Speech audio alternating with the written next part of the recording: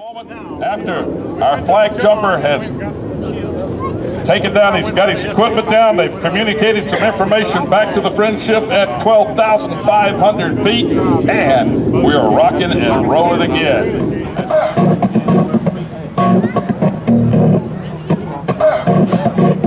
The American paratrooper, born of fire in the skies of World War II, more than half a century ago, has since struck fear and terror in the hearts of those foolish enough to oppose them. Relentless in their skill and courage, not only in the air but also on the ground, these brave soldiers have forged for themselves a place of honor in America's history, past, present, and into the future.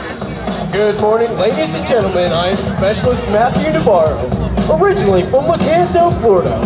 It has been my proud honor to fly in our nation's colors on this, my 581st Freefall parachute jump. I will narrate for you today a demonstration of precision freefall as performed by members of your United States Army parachute team, the Golden Knights. The jump master is actually looking outside the left door of the aircraft.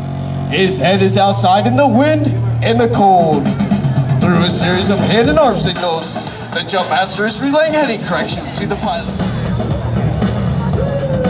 In a matter of moments, members of the black demonstration team will simultaneously exit this aircraft to perform one of many formations possible to achieve while in free fall. Ladies and gentlemen, our distinctly painted C-31 troopship aircraft is inbound for today's performance.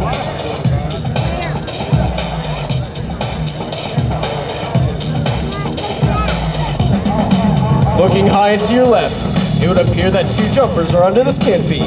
This is not the case. These jumpers, this is actually a tandem canopy, known as the nose of the parachute. It has 9 openings in the front of it. This allows air to be forced in, inflating this flexible wing glider. And there you have a perfect Golden Knight landing.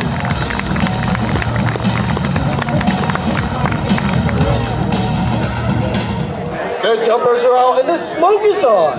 We now have Golden Knights in freefall, rapidly approaching speeds of 120 miles per hour. The initial part of the base formation is called the base, and it is actually launched from the right door of the aircraft as the initial jumpers interlock their arms and legs to form the nucleus of the formation. The remaining jumpers set up slightly above and outside the formation, awaiting the team leader's call. At 9,000 feet, the team leader waves his arms, signaling the jumpers to fly to the base. As the jumpers fly closer and closer together, they use their arms, legs, and shoulders as flight controls, allowing these jumpers to safely complete the formation. The formation continues to fly at 120 miles per hour as the freefall photographer circles the formation. At 5,000 feet, the team leader waves his arms, signaling the outside jumpers to perform our bomb burst maneuver. The jumpers in the base now alter their body positions to form 120 mile per hour spirals in the sky to exchange today's baton. And there you have the high-flying black and gold of your United States Army parachute team, the Golden Knights.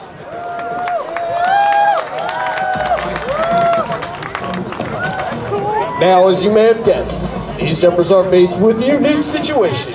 A traffic jam in the sky. They must first gain vertical separation to allow for individual parachutes used by the Golden Knights, our flexible wing gliders, constructed of a lightweight ripstop nylon. To turn right, the jumper simply pulls down on the right steering line. As the jumper nears the ground, they will pull down on both steering lines simultaneously for the safest and softest possible landing. At 1,000 feet, these jumpers can hear you very well. Give them a shout, let them know where you are.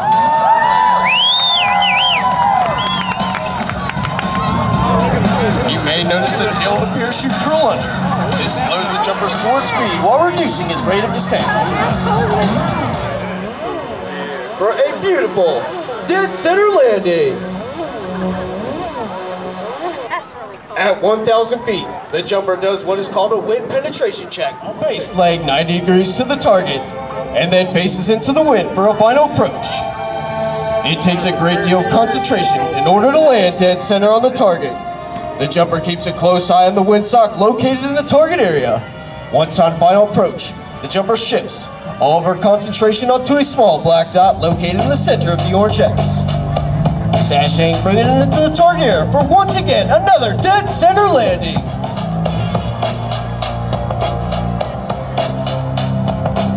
Staff Sergeant Adrian Hill bringing it into the target area, flying the POW MRI flag, bringing it in for a beautiful target area landing.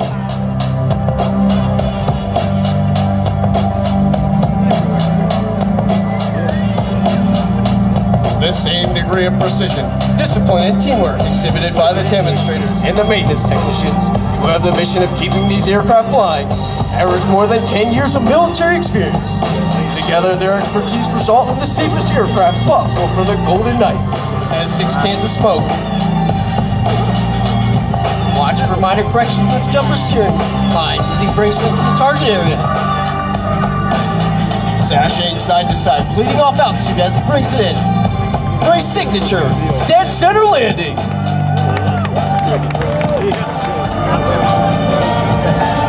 Ladies and gentlemen, it gives me great pleasure to present to you the black demonstration team for the 2011 Airshow season.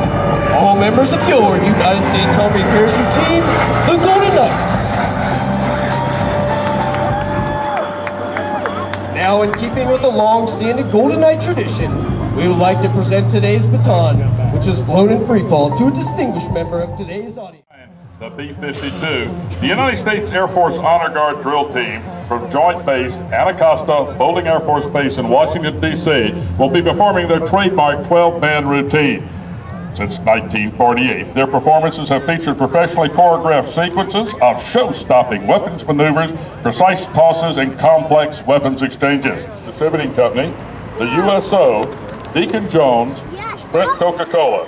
Also helping us out is Edge North American, Curtis Media, the Vacator Village, Butterball, Remax, Riddle and Bradley, New Champion, Stevens Honda, Doug Henry, Buick GMC, Geico, the Geico Gecko helping out all military members as the formerly known as the Government Employees Insurance Company.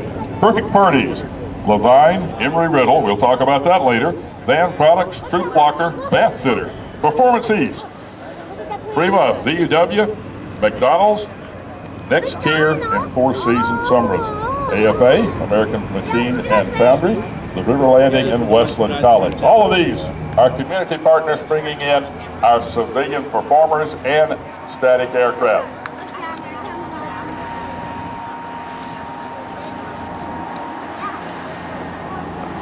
Also like to remind you that over to your extreme right, on the other side of the blast fence, we have quite a few things for you to see, including our working dog demonstrations, which will be taking place at 11 o'clock. We also have the sponsor tents, and we've got some beautiful Corvette cars, lots of restored military vehicles, and many, many other things for you to look at. That's around the blast fence. You can't see it when you're on the main part of the spectator area. Here come the Golden Knights walking back to the crowd line here at Airshow Center. Looking good, Will. A lot of these aircraft are open for your up-close and personal inspection, but they're not designed to withstand the duress caused by the 3-year-old with his curious fingers. So help us out, Dad. Some of these airplanes are actually covered with fabric. So we only got 3 rules. Well, we got 1/4 one. That's to enjoy yourself here at Wings Over Wayne 2011.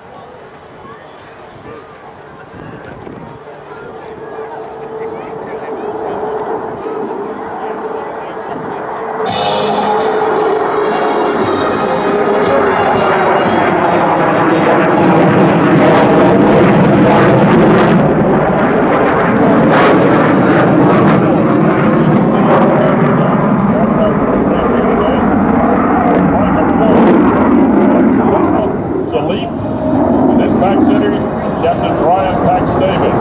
Number 2 is Lieutenant Todd. Captain Patty Slam Nadu in the back seat. Captain Nick Tired Everly and Captain Krista Miller Grayson are in number 3. And Lieutenant Trevor Clayton and Captain Mike Conrad Dvorsky flying number 4. We're going to recover several of the aircraft. Some of the others will be going to the high perch preparation for our combined arms demonstration. But as they come back around, you'll get to see an up close and personal look at the F-15E the Strike Eagle. This is the close air support and air superiority fighter used by the United States Air Force in deployments all over the world.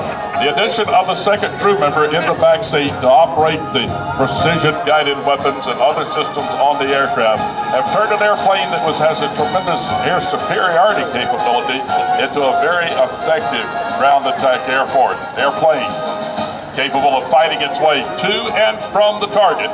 The F-15E Strike Eagles, based here with the 4th but 1st Fighter Wing here at Seymour Johnson, have successfully deployed to Southwest Asia on many different occasions to protect our troops on the ground.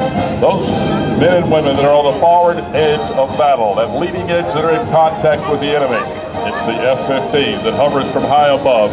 It comes in and drops munitions that makes it really rough for the bad guy.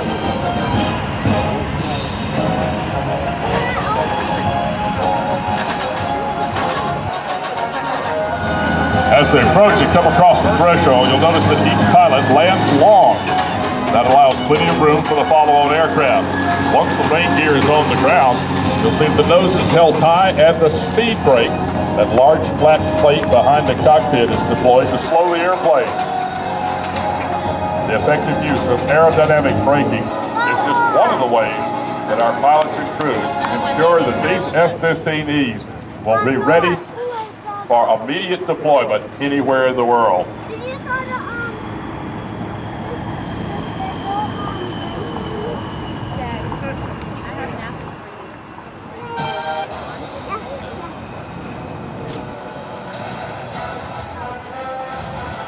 Once again, I'll remind you that our honor guard will be performing in just a couple of minutes over at the concert hangar.